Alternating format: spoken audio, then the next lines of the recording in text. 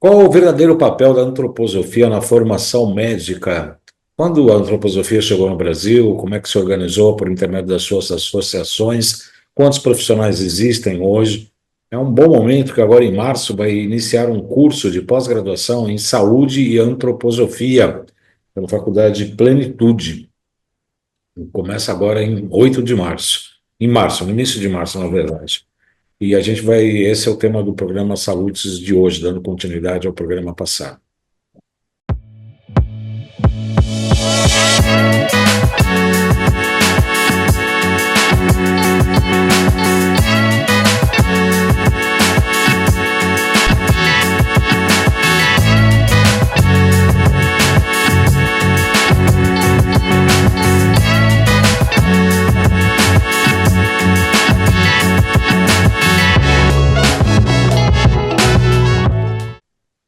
Como eu disse em relação à medicina antroposófica, eu tenho o prazer de receber aqui o Dr. Samir Wadi Rami. Nasceu em Juiz de Fora, cursou medicina na Universidade Federal daquela cidade entre 76 e 81. Ele é músico, cursou composição e regência na Unesp, em 96 até 2002. Foi presidente da Associação Brasileira de Medicina Antroposófica de 98 a 2004. E tem um currículo extenso aí que a gente já falou e a gente vai falar no decorrer do programa. Boa noite, doutor Samir. Seja muito bem-vindo. É um prazer recebê-lo novamente aqui no nosso programa. Boa noite, Baldan. É um prazer estar com vocês. Agradeço muito a oportunidade. Doutor Samir, eu vi aqui que no seu curso, né, cursou composição e regência na Unesp. Veio por que primeiro, a medicina ou a música? Pois é, eu sou de uma cidade, Juiz de Fora, que tem uma história cultural muito grande. Só que na época da minha adolescência, eu gostaria de ter feito música já, mas eu não tinha curso de música em Juiz de Fora, então eu fui para medicina. Aí fui para medicina, acabei conhecendo medicina antroposófica na faculdade. Todo ano vinha um médico alemão, o Dr. Wolff, que nos formou, uma turma grande na época, que acompanhava ano a ano na clínica Tobias. E aí me formei, fui para fora, fiz estágio fora, me formei médico e fiquei muito dentro da antroposofia, fiz homeopatia também, em Curitiba, no Paraná. E depois de estar estabelecido em São Paulo, eu resolvi fazer o vestibular na Unesp para composição e regência, que na verdade era a minha grande vontade, na verdade, o meu grande sonho, né? Existiam 20 vagas na Unesp naquela época para composição e regência e eu passei em 20º, mas eu passei. Passou ali no trilho. Na tábua da beirada. E aí foi interessante que no último ano da faculdade, olha como é que são as coisas, no último ano da faculdade, parece que foi feito um evento da Veleda, na época, e existia uma verba para a gente poder fazer um evento cultural. E eu tinha formado uma orquestra de cordas, tinha formado dentro da faculdade com os colegas, e a gente fez, então, um programa de 40 minutos, com umas peças bem interessantes, bonitas, né? E a pessoa que foi fotografar o evento falou, vou te dar um presente, porque eu filmei a apresentação. E aí já existia um programa da Associação Paulista de Medicina chamada Música ao Meio-Dia, em que era justamente a orquestra de cordas da minha faculdade que fazia. Mas eles tiveram um problema entre a faculdade e a orquestra, e esse vídeo acabou parando na Associação Paulista de Medicina. E aí me chamaram, você tem uma orquestra? E aí começou música nos hospitais durante 15 anos, está ativo, a gente está fazendo ainda, fizemos 5 concertos em 2024, nós temos mais 6 concertos para fazer agora em 2026. São colegas de música que me acompanham já há 15 anos, são músicos maravilhosos, e a orquestra de cordas é maravilhosa. Eu falo sempre que quando eu estou regendo dentro do hospital, é a terapia coletiva, e quando eu estou com o paciente no consultório, é a terapia individual, né? Porque o programa ele é muito elaborado para ser tocado no hospital, não pode ser qualquer coisa, chegar lá e tocar uma música moderna, dissonante, isso não orna. A música tem a ver com a forma, né? E a forma, na verdade, o começo, o início e o fim, assim, é muito importante o desenvolvimento. Isso toca muito a alma das pessoas, entra também, é um remédio que você não tem muito como evitar, né? O remédio pode ser bom, pode ser médio e pode ser ruim também, dependendo da qualidade daquilo que você está levando. Por isso que o programa é muito bem pensado. E quando você está regendo um grupo ali de músicos dentro do hospital, o senhor falou aí que é uma terapia coletiva, e qual que é a sensação? Qual o teu sentimento maior nesse momento? O meu sentimento é sempre que naquele momento a gente é como se a partir do momento que eu abaixei o braço e a orquestra começou a tocar a primeira peça, a gente acende o que eu chamo de um incenso musical, sabe? Um incenso musical que serve para o hospital inteiro. Porque a música, na verdade, o som, não sei se você sabe, o som sobe. Né? O som tem tendência a subir. A orquestra se chama orquestra do limiar, porque a música acontece no tempo e ela pertence, ao mesmo tempo que ela pertence ao mundo material, que ela é feita através da fricção, né? O som é feito na corda, mas ele também já pertence ao mundo espiritual. Então a música está sempre no limiar. Ela pertence aqui e pertence lá. Né? Então, assim, eu sinto que é um incenso musical que a gente acende para o hospital inteiro, e é muito interessante, porque às vezes a gente vai no hospital que nunca recebeu, existe uma desconfiança, né? E aí a pergunta no final é sempre a mesma: quando é que vocês vão voltar? Por causa do repertório, por causa da sensibilidade em levar aquele repertório para dentro do hospital. É sempre o mesmo repertório?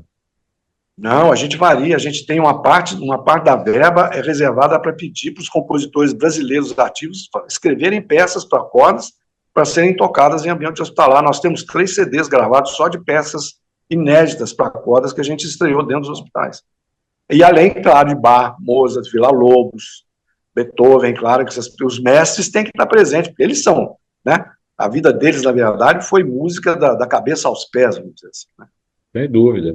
E esse projeto está funcionando, está tocando nos hospitais? Quais são os hospitais que estão? Como é que é a escolha? Como é que é esse projeto? A escolha, normalmente, a gente já tocou em mais de 80 hospitais no Brasil inteiro, mas atualmente a gente toca só em São Paulo e, assim, em hospitais públicos. A gente fez agora, a última vez a gente fez no Hospital do Grajaú, né? Foi o último, a gente vai fazer agora no Hospital São Paulo, dia 12 de fevereiro, né? E depois ainda a gente faz mais um hospital, que eu não me lembro qual, e depois tem 2 online.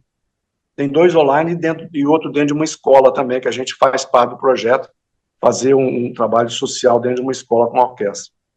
O governo apoia de qualquer maneira, de qualquer forma, algum projeto?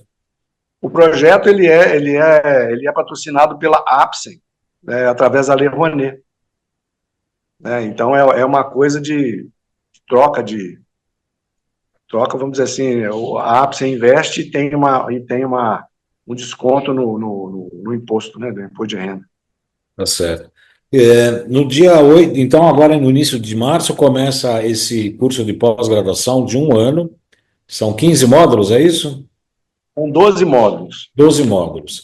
A E, partir de março, provavelmente termina em fevereiro de 2026. E na plenitude, quem entrar na plenitude de educação e procurar antroposofia na saúde, tem a descrição de cada módulo e vocês vão ver que a gente vai passar por toda a conceituação básica da antroposofia, que é a trimembração, quadrimembração, os sete órgãos, os 12 sentidos, tudo isso relacionado à questão da nossa Constituição, pensar, sentir, querer, né? Eu falo forma, ritmo e movimento. Né? Tudo isso a gente vai esmiuçar no sentido de trazer essa imagem do homem que foi trazida pelo Steiner, Eita Weckmann, que é uma médica holandesa que trabalhou junto com ele, para poder renovar e trazer realmente, e abrir, na verdade, talvez uma conceituação nova no sentido de mostrar que o homem ele não é só carne e osso, pelo contrário, sabe? Ele tem outros corpos que a gente chama de, além de corpo físico, corpo etérico, corpo astral e organização do eu, que se complementam, que se somam e que na verdade na verdade uma linearidade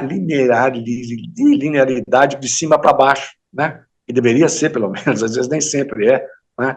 Mas que esses corpos eles têm uma forma de se relacionar que depende muito do nosso estágio pessoal de desenvolvimento também. Isso vai ser mostrado de uma maneira muito legal através da biografia humana também, que vai ser outra coisa bastante estudada. e a medicina antroposófica trata todos os corpos, inclusive esses mais sutis, né, doutor Samir? Com certeza, existe, a gente pode dizer assim que existe uma correlação que a gente faria assim do corpo etérico com a nomenclatura espírita, que é perispírito e tudo mais. Acho que sabe, essas linhas que lidam, sabe, essas linhas que lidam também com a questão da reencarnação como ciência, tem uma nomenclatura relativamente parecida. O Steiner resolveu preservar os nomes antigos da antiga Índia, viu? Ele resolveu preservar isso porque isso, na verdade, para ele, faz parte de um conhecimento científico que precisa, de novo, vir à Terra. A gente precisa conhecer agora, não de uma maneira que a gente conhecia de maneira atávica, que era dado para a gente conseguia ver isso, porque a nossa Constituição era muito mais aberta. A gente hoje tem que conhecer isso através da consciência, fazer relações entre os 4 reinos, para saber como é que o homem se relaciona com o meio ambiente e com as outras pessoas. Tem muito a ver com a nossa constituição desses corpos mais sutis.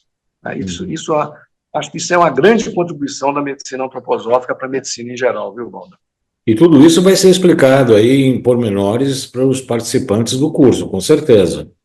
Com certeza, em pormenores, assim, e também passando a experiência que a gente já tem, até a experiência clínica, no sentido do que fazer em termos de, não só medicamentosamente, também, mas assim, que atitudes tomar, o que a gente pode, de certa forma, sugerir para um paciente, né, fazer para poder reequilibrar esses corpos, desde uma questão de atividade física, uma questão de dietética, uma questão de aprender a trabalhar um pouquinho a questão da alma, como meditação. Tudo isso, na verdade, faz parte do desenvolvimento da medicina antroposófica, que traz essa visão ampliada do ser humano, né, para poder ajudar a gente a entender melhor o próximo e expandir essa biografia. Doutor Samir, eu tenho um curso de especialização em pós-graduação, feito na Universidade de São Paulo, no HC, no Instituto de Psiquiatria. E eu tive uma formação ali bem alopática, né, com psiquiatras, defendendo eletrochoque, aquela coisa toda. Entretanto, minha monografia foi levando em consideração o Jung. Olha como eu sou corajoso, na USP, hein? Defendi Jung na USP. E falando da acupuntura para tratamento de depressão, que é algo que não tinha 5.000 anos atrás, falar o chinesinho lá era deprimido, né?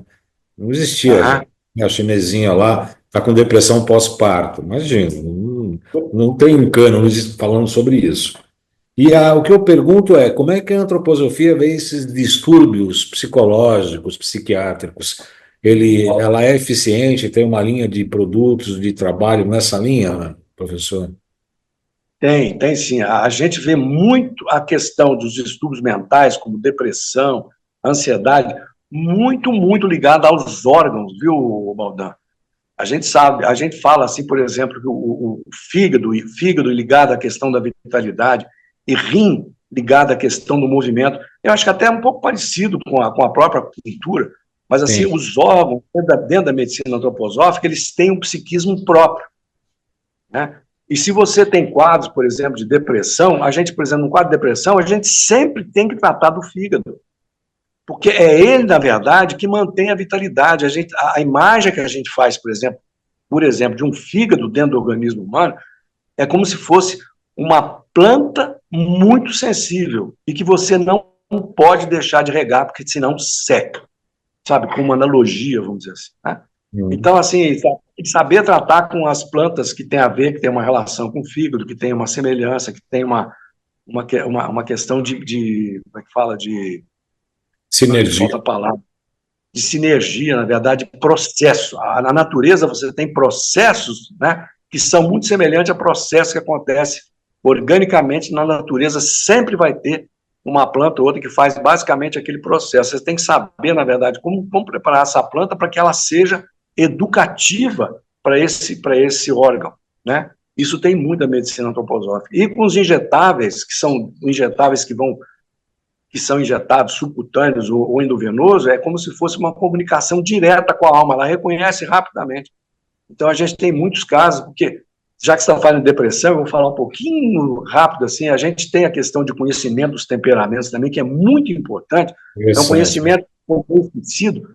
Você, de repente, você tem pacientes que, às vezes, do início da consulta até o fim, ele entra no consultório reclamando da vida, né? E você percebe, puxa, essa pessoa é melancólica. Um colega que não sabe dessa conceituação, não, essa pessoa é deprimida, tem que dar para ela um antidepressivo. Não, de jeito nenhum. tem coisas que você pode dar para tirar esse peso da alma, porque o melancólico dos 4 temperamentos é aquele que mais pesa, é que sente mais peso. E você pode ajudar a relativizar, tanto com medicamento, com dietética e tudo mais, você percebe? São coisas para o dia a dia muito importantes. Né? É muito interessante o que você está falando, doutor, porque o fígado, para a medicina chinesa, alimenta o coração, que é o órgão da alegria. O pulmão está Olha. ligado à tristeza e reprime o Uhum. fígado. Quer dizer, então, fígado, coração e pulmão a gente trata com a acupuntura. Mas uma coisa que a Sim. gente tem muita atenção também, e hoje, agora, o pessoal fala, o intestino do segundo cérebro, tem gente que fala que até é o primeiro, por causa da dopamina e da serotonina. A gente trata também com a questão da desbiose intestinal, aí segue a linha do Dr. Maffei com ácido Sim. clorídrico para digestão, Exatamente. e aí mistura a acupuntura com a ortobiomolecular, e, enfim, são todas abrangências que acabam se unindo, né? Porque tudo isso faz sentido, né? Uma visão antroposófica, a visão chinesa, muda um pouco o foco, mas na verdade no âmago elas trabalham em sinergia, né, doutor? Com certeza, acho que esse é o grande papel da medicina integrativa, Valdir. É você pegar a experiência de linhas de pensamento médica e de saúde e que já vem se desenvolvendo e que tem uma contribuição para dar, às vezes que o outro não consegue alcançar. Agora, se você é uma pessoa aberta e sabe que aquele conhecimento pode ser usado em benefício do seu paciente, só se você for muito preconceituoso, e isso existe, infelizmente, para você não querer usar. Porque isso aí vira quase que, desculpa o termo, vira quase que um crime você saber que existe um conhecimento que funciona, que mesmo que não tenha os mesmos status quo que está por trás de toda uma questão industrial, mas que vem com uma tradição de milênios, no caso da cultura, mais de 5 mil anos, por exemplo, e que está Sim. aí, e sabe que pode ser usado, sabe? Isso é um crime, na verdade, é como se fosse um crime contra a humanidade. Você tem que estar aberto, na verdade, para aquilo que é o novo, para poder também se reciclar, coisa que às vezes não vejo. Eu vejo, por exemplo, às vezes, eu trato muito colega alopata, né? E alguns deles, graças a Deus, alguns deles realmente vai e faz o curso de medicina antroposófica, percebe que tem uma coisa consistente, isso também é importante. Você também Sim. trazer algo que tenha uma conceituação que a pessoa possa entender de maneira neurosensorial, intelectual. Isso também é muito importante para nós, porque a gente não está aqui para contrariar a medicina acadêmica, né? Eu estava falando, eu sempre falo que a gente vive hoje uma questão ligado à resistência bacteriana, que a gente tem uma bomba relógio. Aí as pessoas perguntam, você é contra antibiótico? Contra? Eu falo, não, pelo contrário. Esses remédios químicos que têm um efeito muito agudo, eles são muito bons para salvar a vida, mas no dia a dia são um desastre. São um Pois é. desastre, na verdade. Né? São um desastre porque, de repente, sabe, são mal usados, são usados de maneira inadequada, e você tendo a possibilidade de ter outras possibilidades, você enriquece o seu receituário e você respeita muito mais a ecologia interna do teu paciente. Isso também é muito importante, não só do teu paciente, mas aquilo, se você dá um medicamento, se você faz a cultura, se você dá um remédio homeopático, aquilo fica transformado e quando vai para o mundo, não tem nada que vai agredir o mundo. Se você dá um antibiótico, boa parte dele vai sair pela urina, vai para a tua privada, vai parar na reciclagem de água e volta, porque não existe um sistema que filtra 100%. Não existe. Eu fui dentro da Sabesp para aprender. Né? Então, a gente tem que ter essa responsabilidade em relação àquilo que a gente está fazendo, em relação ao meio ambiente. Isso é muito importante. E essa contribuição a medicina antroposófica também pode dar. Vou pedir licença para o doutor Samir para fazer um pequeno intervalo comercial. A gente volta já já, 1 minuto. Olá, eu sou o João Carlos Baldan, sou acupunturista, trabalho com biofísica, biorressonância. Nosso primeiro passo aqui na nossa clínica é limpar o terreno biológico. Metais tóxicos, vírus, bactérias, protozoários. A gente trabalha com acupuntura e com vários equipamentos de biorressonância. A gente trata desde ansiedade, depressão, até questões físicas como artrite, artrose, gastrite, como terapia principal ou coadjuvante. A gente realmente ajuda e muita gente com os nossos métodos e tratamentos. Dúvidas 11 97 719 2266. Vamos juntos. Então, só acredita, doutor Samir, que a medicina antroposófica pode revolucionar o novo entendimento da medicina e estimular que a medicina integrativa ganhe mais espaço no mundo atual?